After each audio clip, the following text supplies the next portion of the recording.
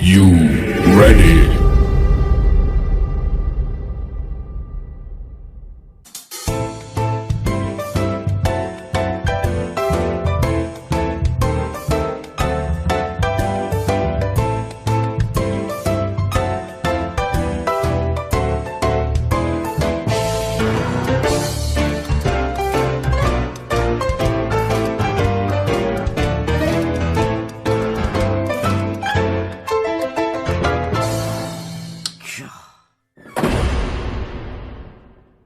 Assalamualaikum warahmatullahi wabarakatuh.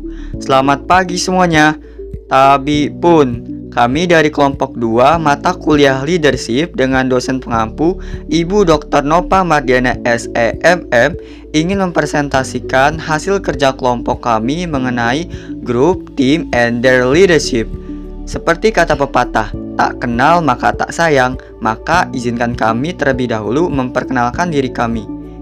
Saya Rangga Aldian Saputra selaku moderator kelompok ini dan rekan-rekan saya yaitu Akipa Adrianisa, Incira Adelia Sapira, Helen Cornia Natali, Muhammad Abdul Jabbar, dan Joshua Situmorang. Nah, sebelum kita lanjut ke materinya, ada baiknya kita mengetahui terlebih dahulu tujuan dari pembelajaran kali ini. Adapun tujuannya yaitu yang pertama, mengetahui perbedaan antara kelompok kerja, grup, dan tim kerja. Yang kedua, mengetahui keterkaitan definisi kelompok dan studi kepemimpinan. Yang ketiga, mengetahui tahapan perkembangan suatu kelompok. Yang keempat, mengetahui karakteristik tim yang efektif. Dan yang terakhir, mengetahui model kepemimpinan Ginet. Baiklah, langsung saja kita ke materinya. Baik, mari kita masuk ke dalam materi, yaitu yang pertama, ada perbedaan antara kelompok kerja atau grup dan tim kerja. Yaitu yang pertama, tim lebih mudah diidentifikasi antara anggotanya daripada suatu kelompok. Contohnya, tim pemain bola yang memiliki kostum tersendiri. Yang kedua, tim memiliki tujuan dan sasaran yang sama, sedangkan kelompok mungkin terbentuk karena berbagai alasan pribadi, dan ini mungkin bertentangan dengan tujuan kelompoknya yang dinyatakan. Ketiga, dalam tim cenderung memiliki ketergantungan tugas, sedangkan dalam kelompok dapat dilakukan secara mandiri. Contohnya, anggota tim bola basket hanya mampu memasukkan bola ke dalam ring jika anggota lainnya mengopernya. Dan yang terakhir, tim memiliki peran yang terdiferensiasi atau terspesialisasi daripada sebuah kelompok. Artinya, dalam tim terdapat perannya masing-masing. Yang selanjutnya yaitu pengertian kelompok. Sebuah kelompok dapat dianggap sebagai dua orang atau lebih yang berinteraksi satu sama lain sedemikian rupa, sehingga setiap orang mempengaruhi dan dipengaruhi oleh satu sama lain. Contohnya, kelompok rapat, pemilihan kepala sekolah, dan rombongan belajar.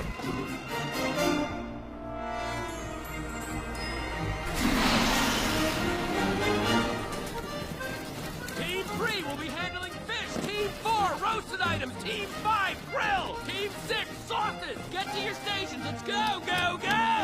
Those handling food will walk on 2 legs. Keterkaitan definisi kelompok dan studi kepemimpinan. 3 aspek dari definisi kelompok sangat penting untuk studi kepemimpinan, yaitu yang pertama, definisi ini menggabungkan konsep pengaruh timbal balik antar pemimpin dan pengikut sebuah gagasan yang sangat berbeda dari pengaruh satu arah yang tersirat dalam definisi kamus tentang pengikut.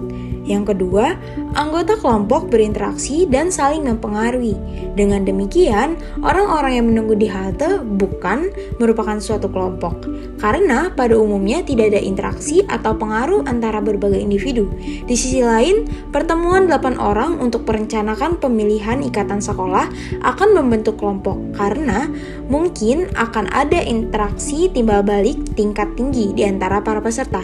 Dan yang ketiga, definisi tersebut tidak membatasi individu hanya pada satu kelompok. Setiap orang termasuk dalam sejumlah kelompok yang berbeda. Ukuran kelompok dan implikasi terhadap kepemimpinan. Ukuran kelompok manapun memiliki implikasi baik bagi pemimpin maupun pengikutnya.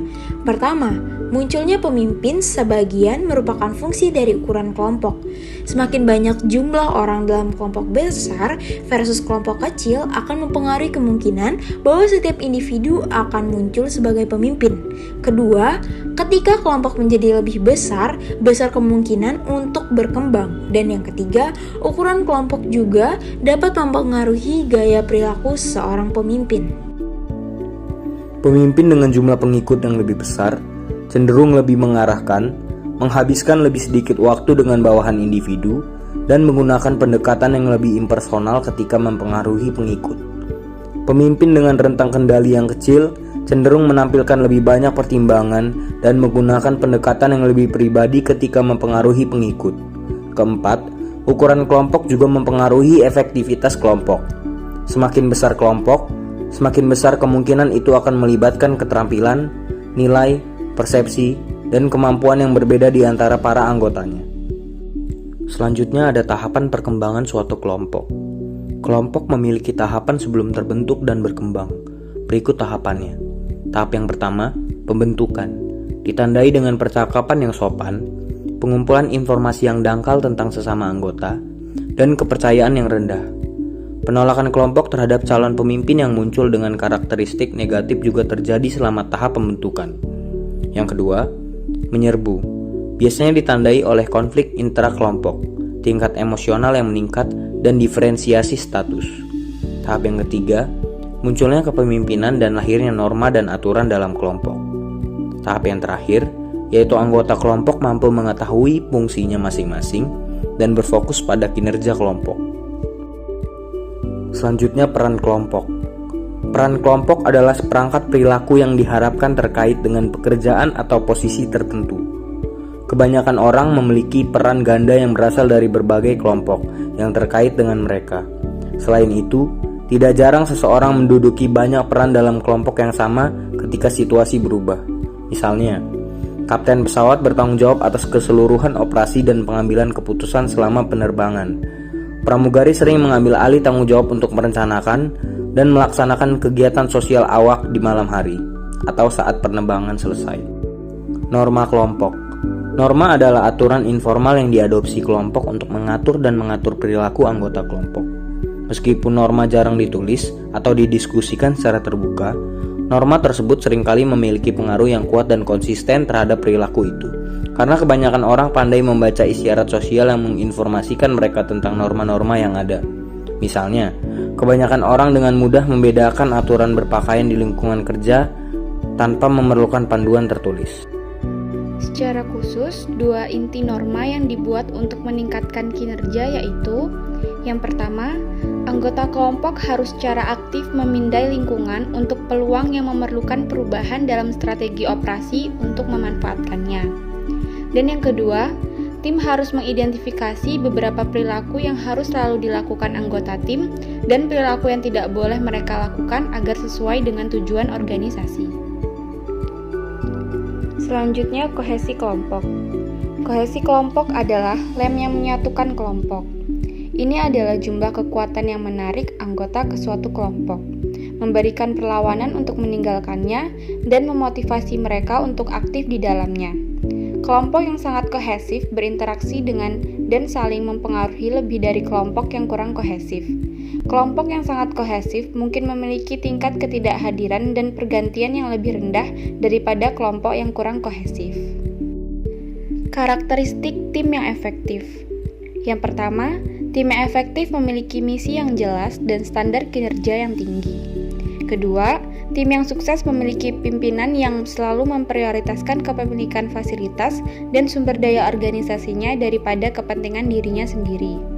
Yang ketiga, para pemimpin tim yang efektif akan menghabiskan banyak waktu perencanaan dan pengorganisasian untuk memanfaatkan sumber daya yang tersedia secara optimal, untuk memilih anggota baru dengan keterampilan teknis yang diperlukan, atau untuk meningkatkan keterampilan teknis yang diperlukan dari anggota yang ada. Dan yang keempat, tingkat komunikasi yang tinggi yang dimiliki tim yang efektif membantu untuk meminimalkan konflik antar pribadi dalam tim yang seringkali menguras energi.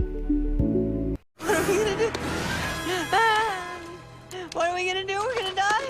We're gonna die. That's it for me. No, we're not. Calm down.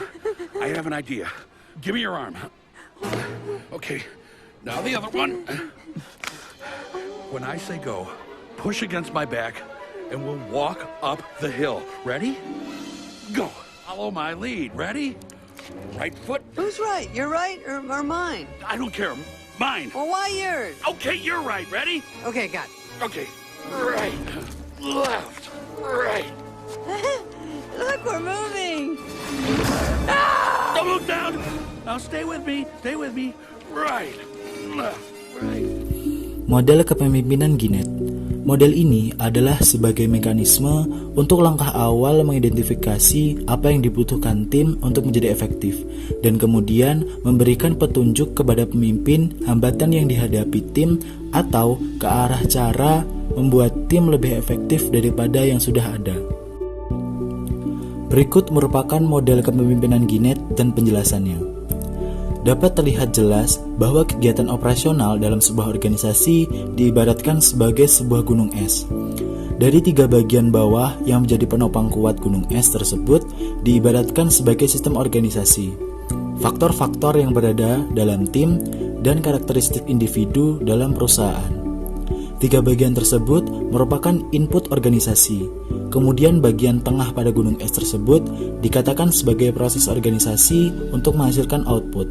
Lalu, bagian pucuk gunung es tersebut diibaratkan sebagai output organisasi. Here forever. Do not panic! Do not panic! We are trained professionals. Now stay calm. We are going around the leaf. Around the leaf? I don't think we can do that. Oh, nonsense. This is nothing compared to the twig of 93. That's it. That's it. Good. You're doing great. There you go. There you go. Watch my eyes. Don't look away. And here's the line again. Thank you. Thank you, Mr. Soil. Good job, everybody. Tim virtual.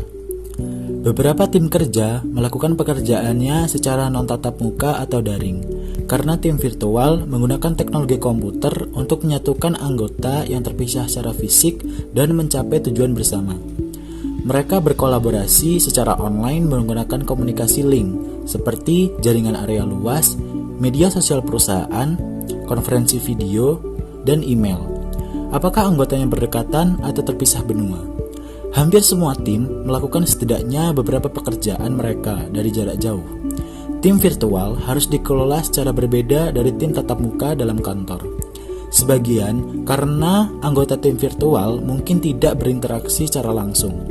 Karena kompleksitas interaksi, pencarian ulang menunjukkan bahwa kepemimpinan bersama tim virtual dapat secara signifikan meningkatkan tim kinerja, meskipun konsepnya masih dalam pengembangan. Berikut adalah 10 prinsip ketika memimpin tim virtual. Pertama, jadilah proaktif.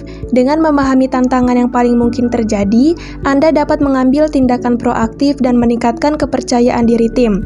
Keyakinan adalah blok bangunan kinerja tim virtual. 2. Carilah kejelasan fokus sejak dini. Jelaskan tujuan dan tanggung jawab tiap anggota tim di awal pertemuan dan pastikan agar mendukung kohesi tim. Tim virtual sangat rentan terhadap pergeseran fokus dan fragmentasi. Jadi terus ingatkan tim tentang tujuan, sasaran, dan sebagiannya. 3. Jadilah pemecah masalah yang berkepala dingin dan objektif. Ketika ada masalah, Anda harus tetap tenang. Anda melibatkan tim dalam mencari solusi praktis dan Anda sering berkomunikasi serta objektif terhadap masalah. 4. Fokus pada hubungan sebelum tugas. Anggota perlu merasa dihargai untuk siapa mereka, bukan hanya apa yang mereka lakukan. Mereka perlu merasa terlibat dan terhubung. Kepercayaan biasanya dibangun lebih awal di tim virtual atau tidak sama sekali. 5. Ciptakan rasa keteraturan dan prediktabilitas. Di dunia yang ingin kita merangkul kekacauan, keteraturan dan keterprediksian mungkin tampak ketinggalan zaman, tetapi hal itu sangat penting untuk keberhasilan tim virtual. Yang keenam, mengembangkan perjanjian operasi bersama untuk mengurangi ancaman ketidakpastian dan ambiguitas. 7. Berikan perhatian pribadi kepada anggota tim. Sama seperti yang Anda lakukan dalam tim tatap muka, alokasikan waktu untuk bertemu dengan individu. 8. Pahami setiap tantangan yang ada dan tidak menganggap sepele suatu masalah. Kesembilan, kenali batasan teknologi yang tersedia. Artinya, tidak semua pekerjaan tim virtual hanya dapat dilakukan secara virtual, karena terkadang teknologi memiliki batasan. 10. Tetap fokus pada orang. Jarak dapat membuat abstraksi tak berwajah dari kita semua. Jangan pernah melupakan fakta bahwa anggota tim virtual Anda adalah manusia. Kenali kondisi anggota walaupun dalam virtual seperti perasaan frustasi, kemarahan, kegembiraan, kebosanan, dan keterasingan dan tekanan pribadi. Kesimpulan, setiap kelompok atau tim memiliki gaya kepemimpinan yang berbeda-beda yang dipengaruhi oleh beberapa faktor. Faktor kelompok yang dapat mempengaruhi perilaku pengikut meliputi ukuran kelompok, tahap perkembangan kelompok, peran, norma, dan kohesi. Praktisi kepemimpinan harus menggunakan konsep ini untuk lebih memahami perilaku pengikut. Pemimpin juga harus menggunakan perspektif tim untuk memahami perilaku pengikut dan kinerja kelompok. Praktisi kepemimpinan perlu mengingat bagaimana rasa identitas tim, tujuan atau tugas bersama, tingkat saling ketergantungan tugas, dan peran yang berbeda mempengaruhi perilaku pengikut fungsional dan disfungsional. Selain itu, karena tim yang efektif memiliki beberapa karakteristik yang mudah diidentifikasi, praktisi kepemimpinan mungkin ingin menggunakan model gaya kepemimpinan Ginette. Baik, sekian presentasi dari kelompok kami. Kurang dan lebihnya kami mohon maaf, kepada Allah kami mohon ampun. Terima kasih atas waktu dan perhatiannya. Bagi kalian yang ingin memberikan pertanyaan, kritik maupun saran, dipersilakan. Kami akhiri, wabillahi taufiq walhidayah. Wassalamualaikum warahmatullahi wabarakatuh.